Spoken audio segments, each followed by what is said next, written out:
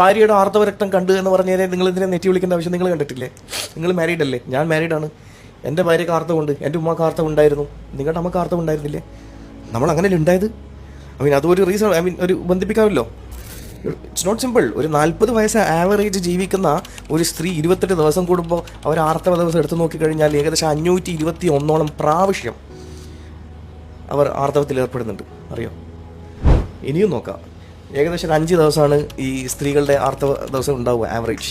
ഇനി അങ്ങനെ വെച്ച് നോക്കുകയാണെങ്കിൽ തന്നെ 2607 ദിവസം മാത്രം ഇവരുടെ ശരീരത്തിൽ നിന്ന് ബ്ലഡ് പോകുന്നുണ്ട്. That's equal to 7 years.